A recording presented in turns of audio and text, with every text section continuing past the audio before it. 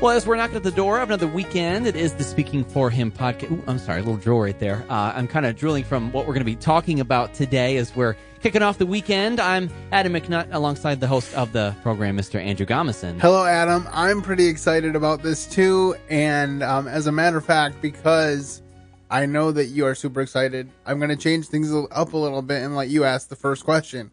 But before we do that, I should introduce our guest.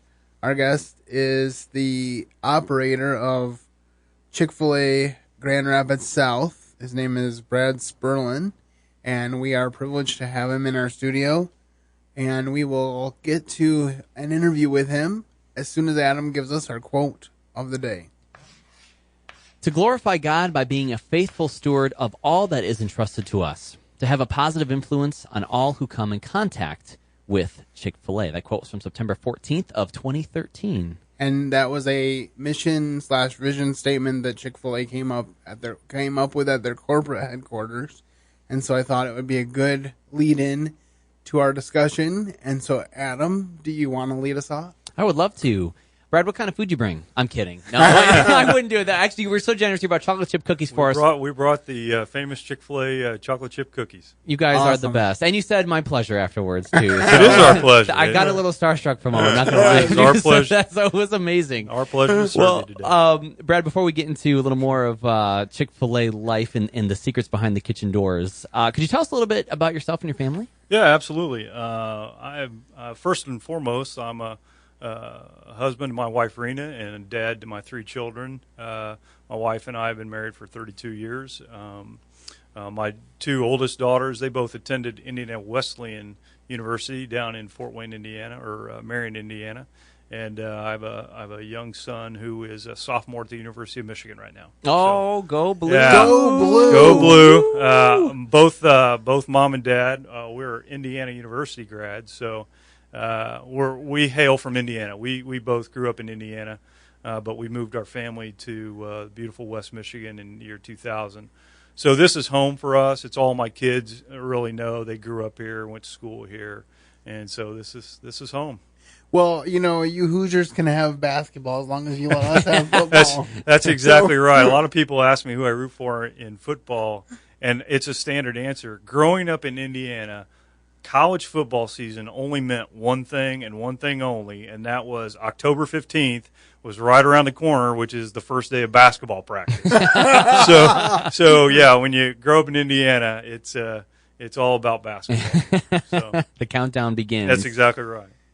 All right. Well, one of the key things about Chick-fil-A is that it is a Christian-founded organization, and from just talking to you,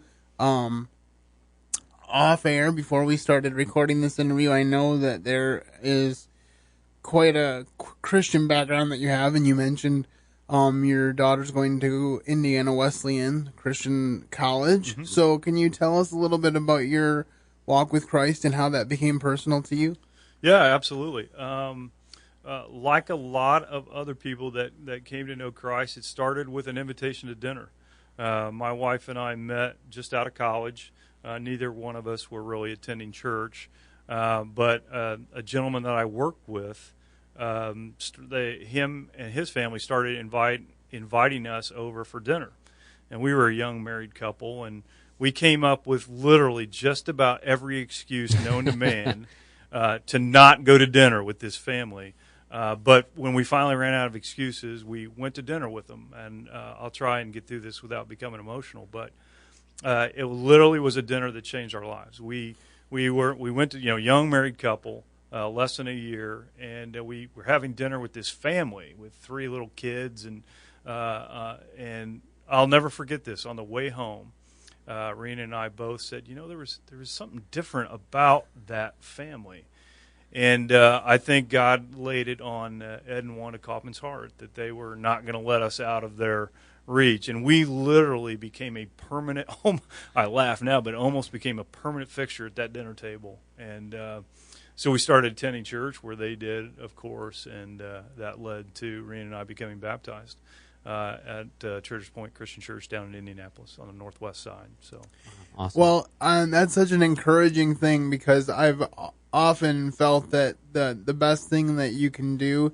to reach people for Christ is to have a relationship with them. Yeah. And it shows that pays off, because sometimes it can get discouraging, because I think we all have people that we love and care about that we've prayed for years that haven't made that decision yet. And it's great to know that this family didn't give up on you and continued to be a part of your life. And that's just, I love hearing other people's stories, so that's great. All right, so now we can turn to Things Restaurant. So can you tell us how you decided that you wanted to go into the restaurant business? Yeah, I don't know that I ever had a yearning desire to go into the restaurant business. I've always had an entrepreneurial flair about me. I've always had that entrepreneurial itch, but for whatever reasons, God kind of blessed me and kind of kept me in corporate America for the majority time in my career. But I became exposed to Chick-fil-A about 20 years ago when I was living in Fort Wayne, Indiana, and I met the local operator, the owner-operator. He and I had both moved our families to Fort Wayne at the same time, and we met at church. And we were both families independently. We didn't know each other, but we kind of found this church in Fort Wayne. And I was like, what's this Chick-fil-A thing about? Growing up in Indiana back in the day, Chick-fil-A was that place in a mall, and it was, they were always handing out samples, and it was kind of, interesting fact about Chick-fil-A. They were the very first restaurant to go into a mall down in just outside of Atlanta, Greenbrier Mall. Oh, okay. But anyway, my relationship with Brian Smith back in Fort Wayne was the first time that I kind of thought, well, this Chick-fil-A thing might be kind of cool. But as God would have it, his plan was different than mine at the time. I moved to Michigan, and Brian moved to Maryland. But we always stayed in touch. So I started pursuing Chick-fil-A over 15 years ago to bring them to West Michigan. My first letter of interest to Chick-fil-A was in the year 2002. And so it's been quite the journey to come to where we are today. Yeah, I asked the restaurant business question because I wasn't sure if Chick-fil-A was your first stop or not. So that's interesting. Yeah. To find that was what drove you is to get involved with Chick-fil-A. Yeah, so. Absolutely. I never even worked in a restaurant before owning, one of the most powerful brands in America today, and so it's been like drinking from a fire hose ever since. Well, then you answered the next question with that one, because I was going to say, why did you choose Chick-fil-A? But you obviously had a plan and a passion that was growing for that. Yeah, it's much like my faith. I had a relationship with a current owner and saw the fruits and the blessings that came along with it. But I speak of that in terms of really the blessings that I as an operator and owner get to do with my community. It's an incredible opportunity and blessing to come along so many great organizations in the community and work with them and support them. So that's awesome. So can you tell us a little bit more about the process of becoming an operator? I know you talked about your initial letter of interest. It's nothing short of gruesome. Chick-fil-A, just to give you some data around that, in 2016, Chick-fil-A received over 50,000 applications to own a Chick-fil-A. You can go to the Chick-fil-A.com website, and you can click on interested in becoming an owner-operator, and you can send in your information. From that, they whittle that down pretty quickly to, legitimate, because anybody can do that. But from there, the standard average right now is about a 2-year vetting process and multiple interviews and all that. So in 2005, I put together a marketing package for West Michigan because I thought West Michigan would just be a perfect fit for Chick-fil-A, and I couldn't understand why they weren't here. And I'll never forget, I mailed that to the appropriate people at Chick-fil-A, and I got a call back. And I was so impressed by that, that a billion-dollar corporation gets this package from from John Q. Public in Grand Rapids, and the senior vice president called me back and said, "Hey Brad, thanks so much for the package. We know all about Grand Rapids," and I'll never forget this. He said, "It'll be at least 10 years before we ever get to Michigan." Wow! And as I sunk in my seat, was but the reason was they were growing so much in the South. They were just opening up the California market, and he said, we'll get there, but it'll be 10 years. And so, sure enough, in January of 2015, through my friend, my other Chick-fil-A friend from Fort Wayne, called me and said, "Hey, I just saw an internal thing. They're coming to Michigan. They're going to be in Grand Rapids. Do you want to try again?" And so, put my name in the hat, and it took just over 18 months to get through the process of actually signing the contract to bring him here to West Michigan. So do you? So he was about correct with the 10-year. He was almost dead on. Mm-hmm. He was almost dead on. So that says a lot, right there. Yeah. They know what they're doing. They're very slow. They're very methodical.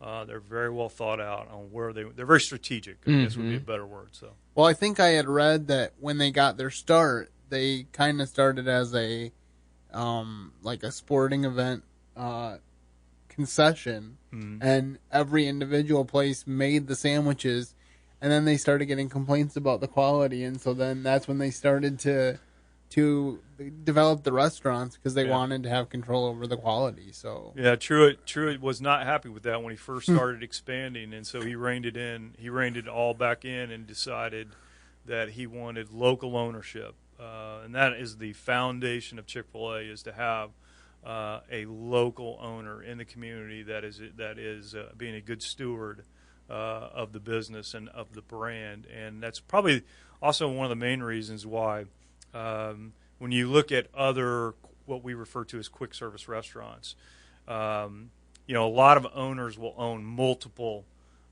units, and in Chick-fil-A that's very rare. And it all goes back to Truett's vision of he wanted the local owner-operator to be a part of the fabric, the remnant of the community. And so that's why, So currently there's 2 West Michigan Chick-fil-A locations. Yep. We're working on Holland, Adam.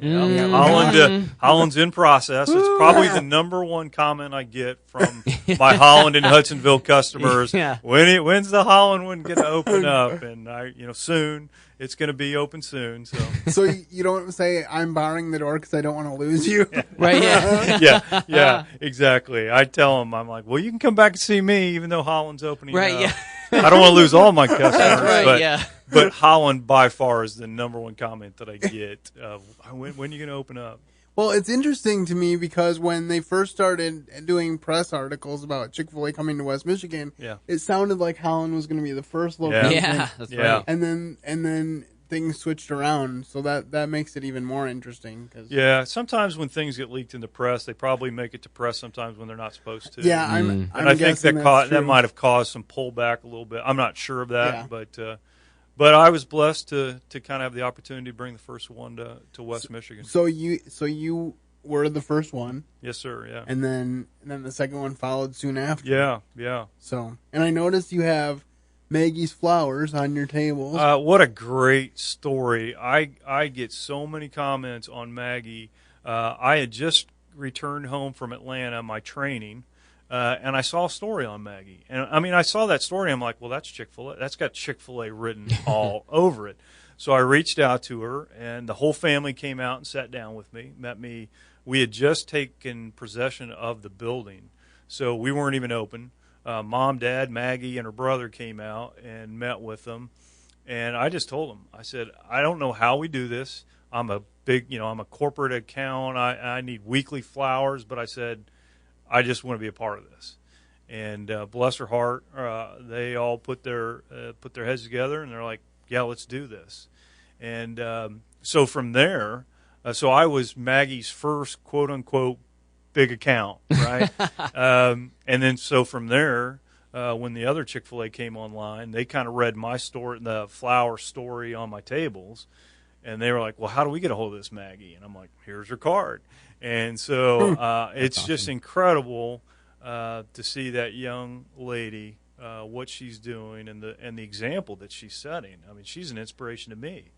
And so I could not be. She's my favorite vendor. Let's just. She's the favorite vendor I have, and I get comments literally every week from people that will take the time to read that little card on those vases, and they'll either want to make a donation, they'll want to buy the flower, and so we send them to Maggie's website, and I keep teasing her. I'm like, she's going to be on Shark Tank. One day, Maggie's Flowers is gonna go national. So, well, we interviewed her about a year and a half ago, Yeah. and I knew then that she was going places. So she's gonna give you a run for your money. I hope so. You know what? I absolutely hope so. I can tell you a real quick story about that. About 2-3 months ago, Dan Cathy, who's the owner of Chick-Fil-A, since Truett has passed away, visited our store, and I invited Maggie to come just to be a part of that. And I'll tell you what's cool is he spent about, I would say, maybe 5 to 8 uninterrupted minutes with Maggie. And I went to her afterwards and I said, Maggie, do you realize that businessmen and women all across this country would literally spend thousands of dollars to get one-on-one time with a CEO of a billion-dollar corporation? You just got 8 minutes Wow. for free. And she got this, and I think she got it, Yeah. which was cool. Mhm. And he was just so proud of her and gave her words of encouragement. And so I can't, you can hear it in my voice. I love Maggie. I love what she's doing. I love what she stands for. And she's an inspiration to me. Well, that's awesome because she's an inspiration to us too. Yep. And, Yes. And hi again, Maggie. We're so proud to say we knew you when. Yeah, Yeah, right. Exactly. We're all going to say that. Yeah, right. We're all People. going to say that. Yeah. So, Adam, since this is such a big deal to you, do you have maybe a couple more questions? I do. I'm curious because, I remember when your store opened back in January, and I was. That's back- good because I don't remember much of it. It's kind of becoming a blur. Yeah. Well, I remember I pulled out of my driveway. I made it to Hudsonville, and then we got stopped in Ottawa County for the That's drive-through right. line. That's exactly So right. The longest drive-through in history. Yeah, which was totally worth it, by the way. But I hope so. I'm just curious. I'm sure it slowed down a little bit. But what's a typical day like for you? Yeah, it's obviously slowed down quite a bit. A typical day for me is obviously saying hi to everybody first when I get there. I think the Lord. I don't think God blessed me incredibly. I had one of the concerns about opening up a Chick-fil-A in a brand new market is you don't have anyone that's ever worked at Chick-fil-A before. So what happens in other parts of the country when a Chick-fil-A will open?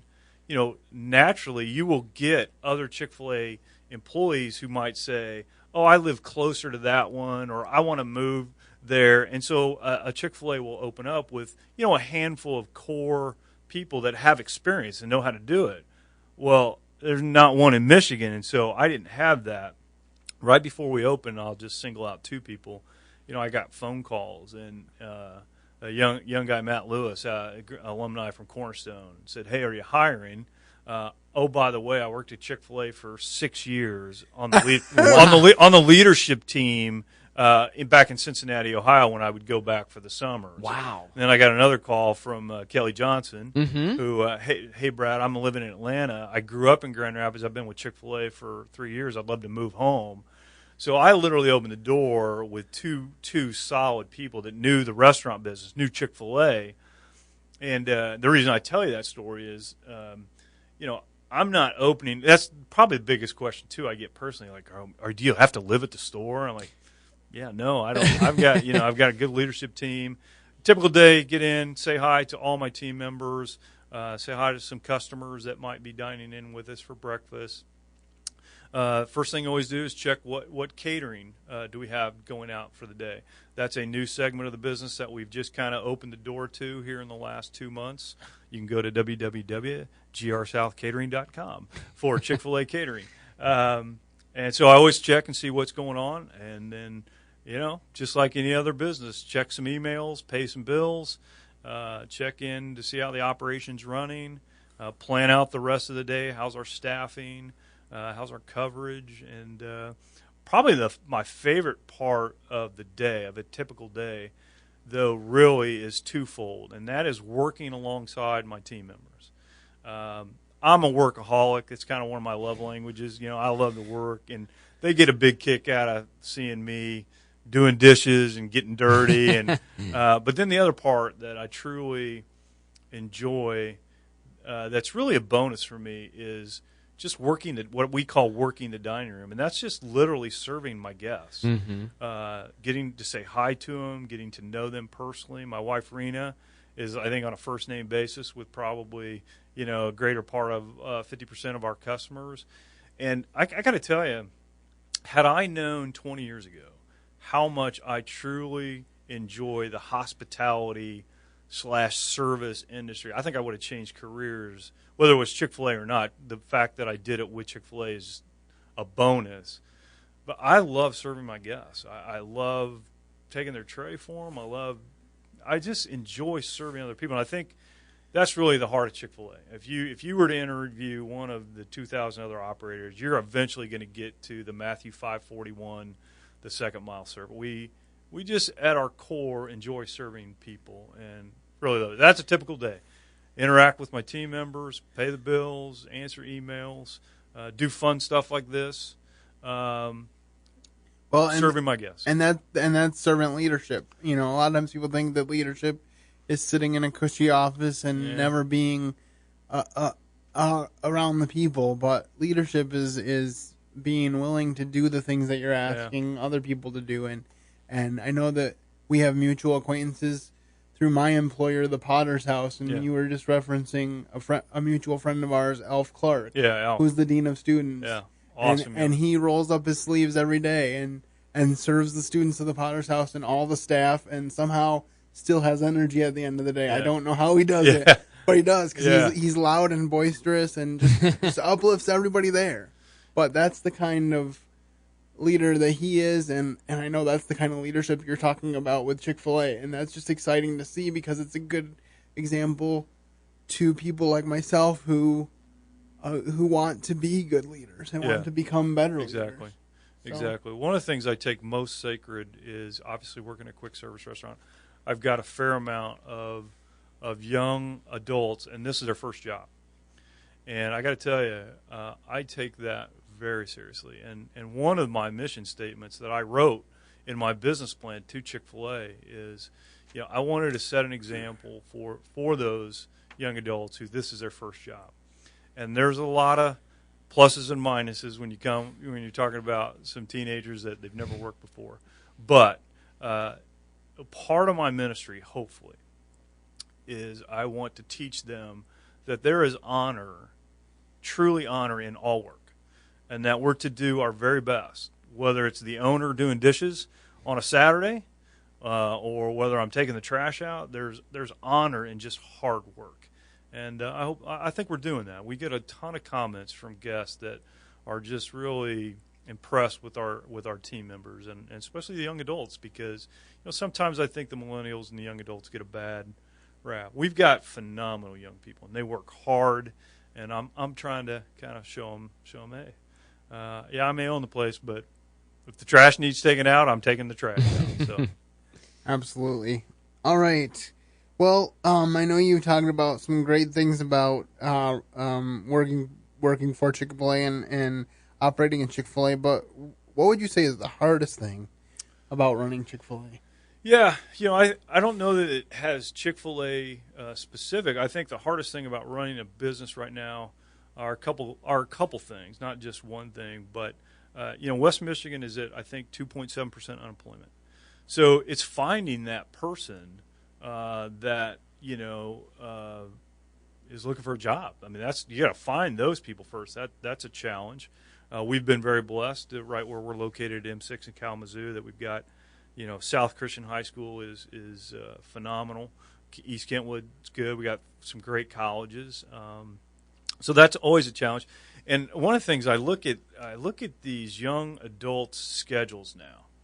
And I don't know whether back in my day I felt like I was always busy, but dear Lord, I mean they got band, they got all these sports things. Every night. And one of the things that I tell them when I interview them is I want to be the most flexible employers. So I want to work. You tell me when you're available, and we'll try and make it work. I don't think I was prepared for, well, I can work on this Tuesday 3 weeks from now. I say that in joking, but I'm a dad first. I get it. Right. My kids were like that too. But that's a challenge, making sure that we've got appropriate coverage. Because at the end of the day, it's all Chick-fil-A and everything, but it's a business still, and we haven't have enough people because that drive-through needs to be humming. I need to get you in and out of that drive-through quickly, and so that's a challenge. It's one that we're up to the task, but that's a challenge. Make sure we have great coverage. So yeah, that would be one. You kind of talked around this a little bit, but could you quantify what you would think is the biggest blessing of working for Chick-fil-A? I don't know that we have enough time. I thought, I pursued Chick-fil-A for 15 years before, opening. I thought I knew a lot about Chick-fil-A until I actually joined them. And one specific memory, I was down in Atlanta about my third day of training, and they took us on a visions and values tour of Chick-fil-A, and it just literally stopped me on my tracks of just the incredible blessings and contributions that Chick-fil-A makes all across the nation that you don't know about. And so one of the things that every operator is passionate about is how do we model Truett's generosity in our community. And so I would say that's been an incredible blessing, is to take the fruits and labor, take the blessings of our labor and our hard work and see where God wants to share it in the community. It's literally one of my daily prayers is, people when they see my name tag, like, oh, you're the owner, and I've come to shy away from that, and because I'm merely the steward. That Chick-fil-A is going to be here, hopefully, right, long after I'm gone. Mm-hmm. And so one of my daily silent prayers is, hey, this belongs to you, God. What do you want me to do with it in the community where I'm residing at in the M6 Kalamazoo? Who am I to touch? Who am I to invest in? And that motivates me every day. Is to, hey, who is? We believe everybody has a story, and that's also at the heart of every Chick-fil-A that you'll go into. In fact, if you visit a Chick-fil-A, inside every Chick-fil-A, you'll find a community table. So if you go into my Chick-fil-A at M6 in Kalamazoo, there's that long table that seats about 8 people. It's wooden. What people don't know about, and I actually have to do a better job of telling this story, is underneath that table is a letter written by the man who assembled that table.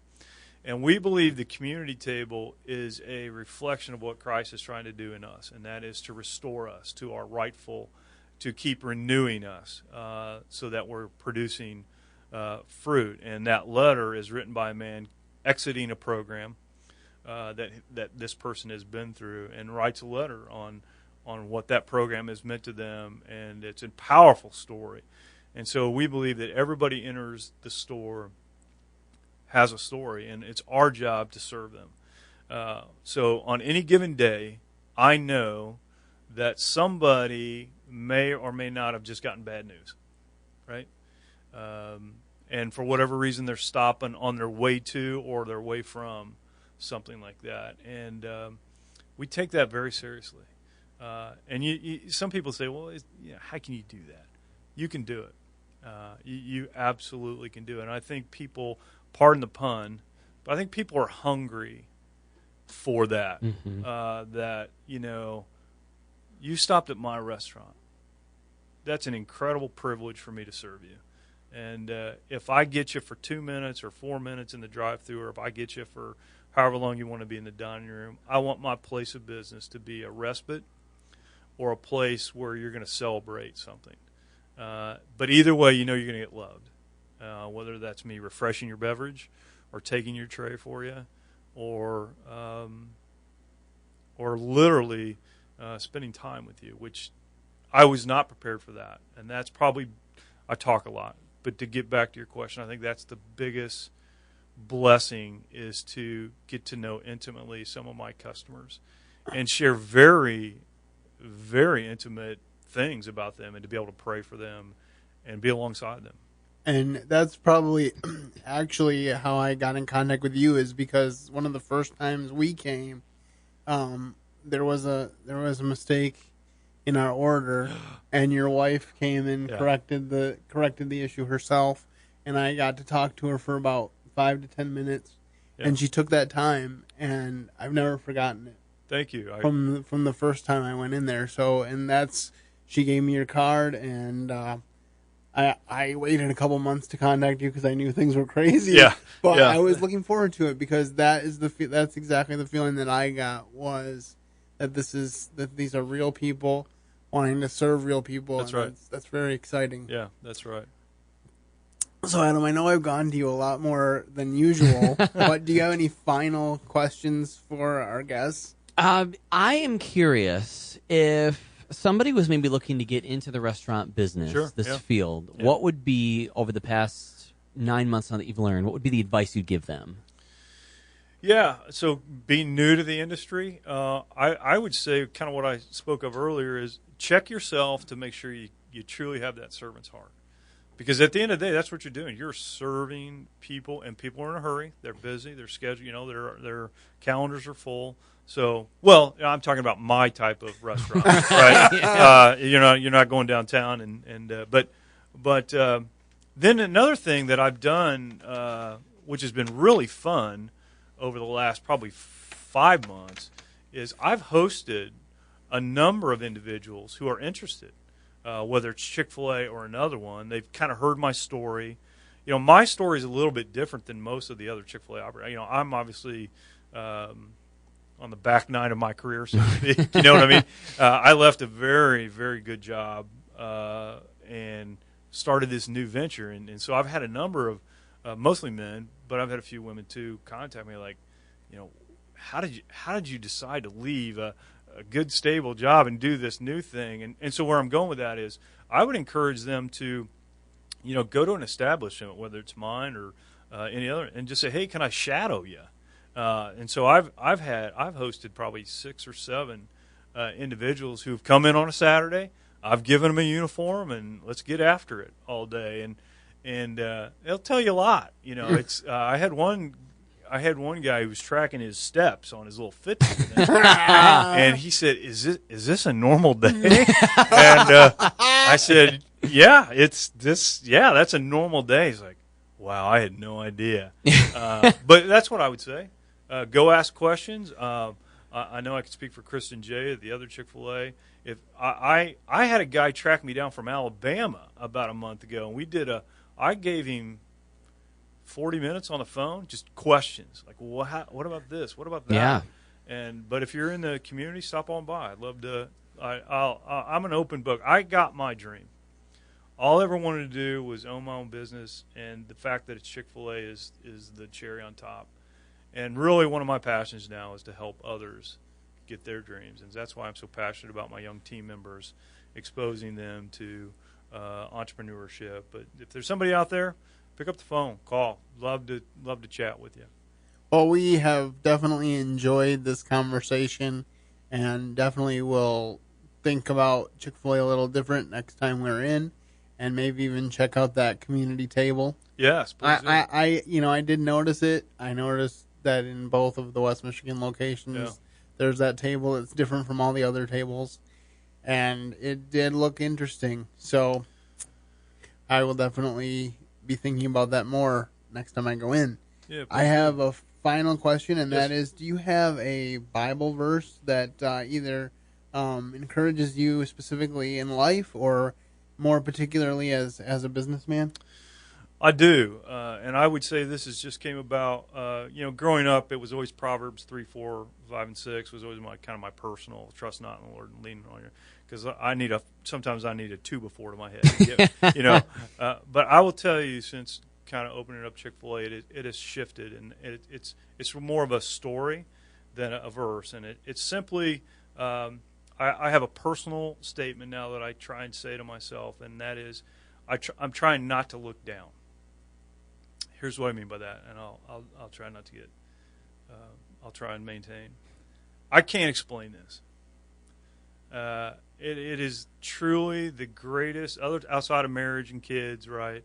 The greatest gift, and I can't explain it. So therefore, I'm trying to keep my eyes on Jesus and not look down on the water. You know what I mean? Mm-hmm. I'm trying to every day, just like this is all you. What do you want me to do with it? And I'm afraid if I start looking down, like, oh my gosh.